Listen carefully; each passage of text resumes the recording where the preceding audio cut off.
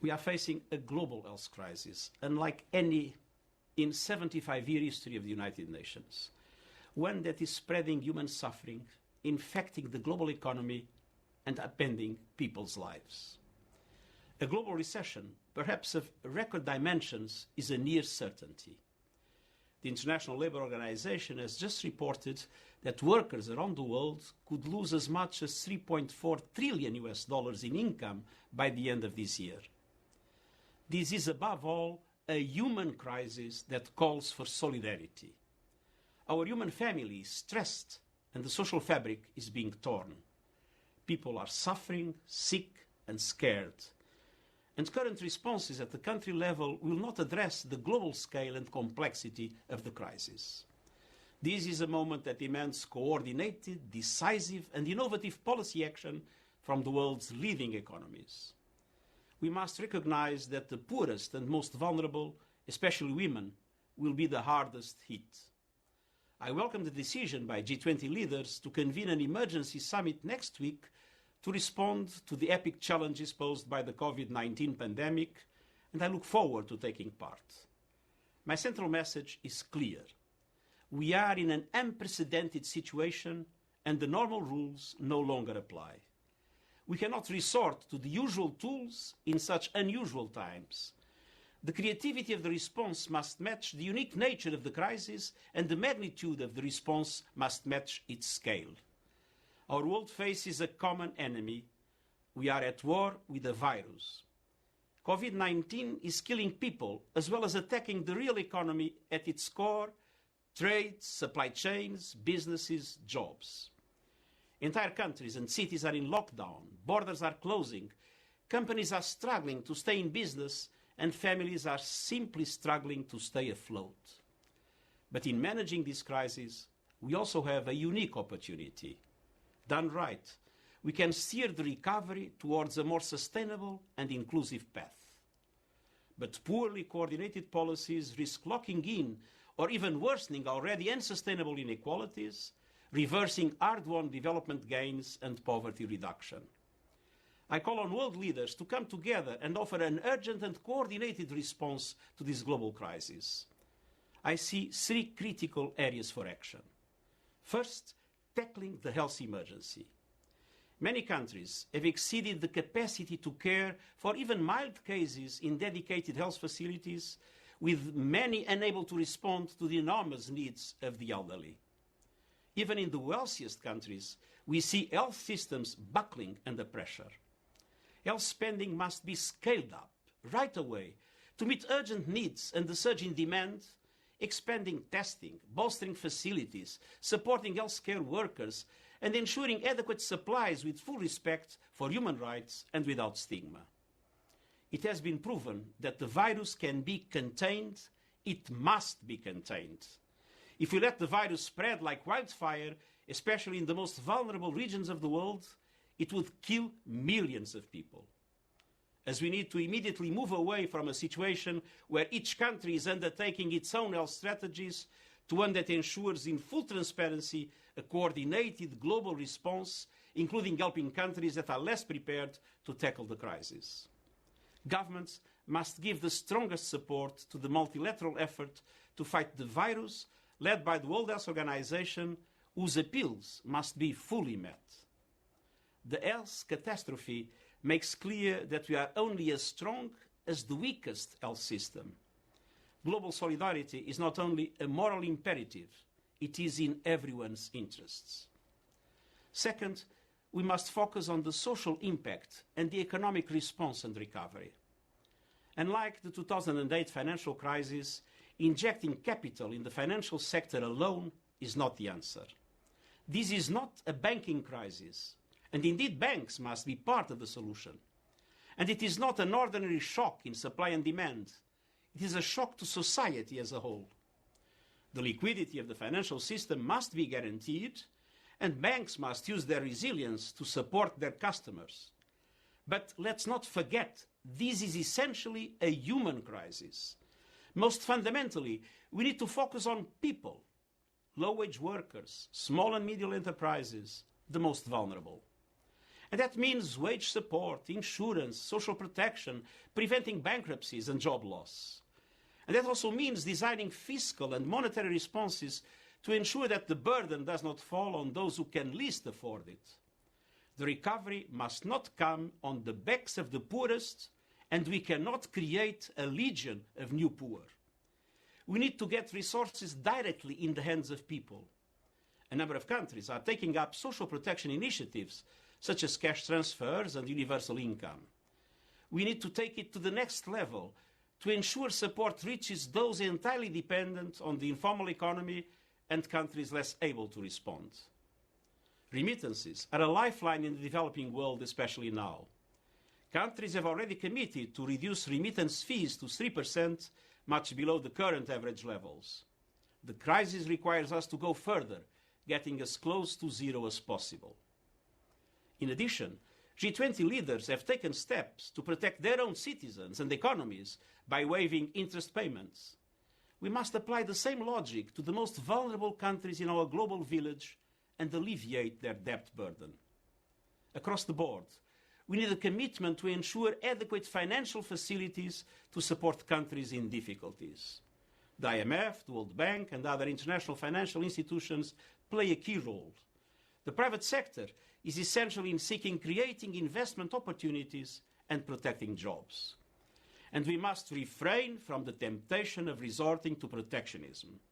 This is the time to dismantle trade barriers and re-establish supply chains. Looking at the broader picture, disruptions to society are having a profound impact. We must address the effects of this crisis on women. The world's women are disproportionately carrying the burden at home and in the wider economy. Children are also paying a heavy price. More than 800 million children are out of school. Right now, many of whom rely on school to provide their only meal. We must ensure that all children have access to food and equal access to learning, bridging the digital divide and reducing the costs of connectivity. As people's lives are disrupted, isolated, and upturned, we must prevent this pandemic from turning into a crisis of mental health, and young people will be most at risk. The world needs to keep going with core support to programs for the most vulnerable, including through UN-coordinated humanitarian and refugee response plans. Humanitarian needs must not be sacrificed. Third and finally, we have a responsibility to recover better. The 2008 financial crisis demonstrated clearly that countries with robust social protection systems suffered the least and recovered most quickly from its impact. We must ensure that lessons are learned and that this crisis provides a watershed moment for health emergency preparedness and for investment in critical 21st century public services and the effective delivery of global public goods. We have a framework for action, the 2030 Agenda for Sustainable Development and the Paris Agreement on Climate Change. We must keep our promises for people and planet. The United Nations and our global network of country offices will support all governments to ensure that the global economy and the people we serve emerge stronger from this crisis. That is the logic of the Decade of Action to deliver the Sustainable Development Goals. More than ever before, we need solidarity, hope, and the political will to see this crisis through together. Thank you. Secretary General, we're now going to take questions from the press. This is a virtual press conference, the first of its kind for you in our age. Our first question is from Edith Lederer from the Associated Press. She asks, Mr. Secretary General, you're calling especially on the G20 countries to take the lead, but many of them are struggling to deal with the COVID-19 pandemic in their own countries. Where is the money going to come from to fulfill the ambitious program you just outlined? Well, we see that whenever there is a problem in the banking system, trillions appear to solve the problems of the banks. And these trillions must appear now. Governments, central banks must work to guarantee that there is liquidity in the economy, but also that funds are mobilized to those that are most in need. And those that are most in need are people, on one hand, and the poorest countries on the other. And it is absolutely essential to show solidarity in the way we respond to the crisis. A wealthy country must not be convinced that it has only to deal with its own citizens. It's in the interest of a wealthy country to contribute to a global response, because the crisis can come from wherever at any moment, and it is in the interest of everybody to fight it effectively, especially in the most vulnerable areas of the world. The next question is from many journalists collectively. Are you concerned that the restrictions on travel will boost nationalist sentiments? You say that international cooperation is the answer. How do you achieve that? I think that the restrictions on travel can be understood because of the need to contain the spread of the disease. But it's very important that at the same time people feel the need of solidarity. It's very important to fight fake news, to fight those campaigns in social media that try to spread fear, that try to spread antagonism, that try to create divisions. This is a moment of solidarity, and this is a moment where political leaders, religious leaders, community leaders must convey a very strong message asking for people to feel that we need to do this together. And even if we are physically separated, I am physically separated from my family at the present moment, but we are together fighting this crisis. And I think that the same must happen with countries, the same might happen with peoples. We can be physically separated, but we need to do it together. The next question is from Valeria Robecco from the Italian news agency ANSA. Africa is now experiencing a limited number of cases, but some experts fear that there will be a wave of cases in the near future. Are you working on some plans to help the most vulnerable areas? Yes, our teams in Africa are working very hard with the governments to support them. But my very strong appeal to the G20 is to have a particular concern with African countries and other countries in the developing world. We must absolutely be strong in supporting them, because the virus is coming to them, and their health systems are extremely weak. So they need a very strong support from the developed world. And if that support is denied, we could have catastrophic consequences. If the virus is not contained because countries have not the capacity to contain it, it can spread like wildfire, as I mentioned, and we could have, even with low rates of mortality, we could have millions of people dying, and this is absolutely unacceptable.